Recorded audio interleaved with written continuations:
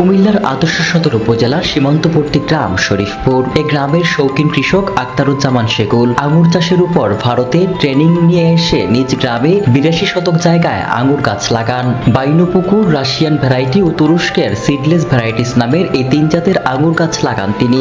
লাগানোর 10 মাস পরে গাছে আঙুর ধরে শত শত থোকা। শুরুতেই তিনি গাছের স্বাস্থ্যের কথা ভেবে কিছু আঙুরের কলি গাছ থেকে কেটে ফেলে দেন। 200টি থোকা রেখে দেন, যা থেকে বর্তমানে প্রতি থোকায় আধা কেজি করে 100 কেজি আঙুর এখন গাছে ঝুলছে।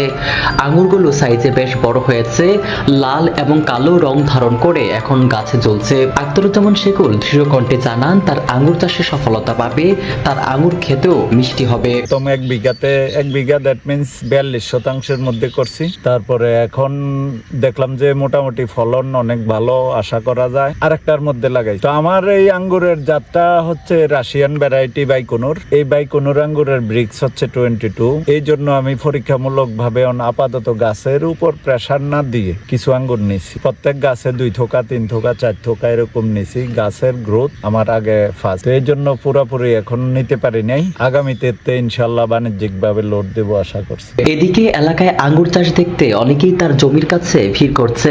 কৌতূহল দেখা যাচ্ছে অনেকের মধ্যে। আসলে আমাদের এলাকায় বলতে কুমিল্লা ডিস্ট্রিক্টের মধ্যে প্রথম আমাদের এই আঙ্গুর আমাদের এলাকায় আর কোথাও এটা নেই। শান্তিপূর্ণ জায়গা, আশেপাশে অনেক বাতাস, আর এখানে দেখে অনেক ভালোই লাগছে। দয়া করি আমাদের এলাকার মধ্যে প্রথম আঙ্গুর চাষ হয়েছে এবং প্রতিনিয়ত আমরা দেখতে আসি এবং অনেক লোকজন আসে এবং অনেক চ্যানেল আসে।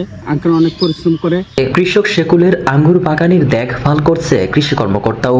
প্রায়ই ছুটে যান তার জমির কাছে, করেন তদারকিও। আশা করি সামনের দিকে তার এইটা দেখে আশেপাশের লোকজনও আরো উদ্বুদ্ধ হবে, এই বাগান আরো সম্প্রসারণ হবে। শেকুলের আঙ্গুরের ফলন দেখে তারা বলেন, সীমান্তবর্তী কুমিল্লার মাটি আঙ্গুর চাষের উপযোগী। আঙ্গুর চাষ করলে এই অঞ্চলের চাষিরা লাভবান হবে। কুমিল্লার সীমান্তবর্তী গ্রামগুলোর ফসলি জমির পাশাপাশি রয়েছে ছোট ছোট অসংখ্য টিলা, আর এসব টিলা ও জমিতে আঙ্গুর চাষ করার সম্ভাবনা কৃষকের মধ্যে আশা জুগিয়েছে। হাবিবুর রহমান বন্যার রিপোর্ট, দৈনিক আজকের কুমিল্লা।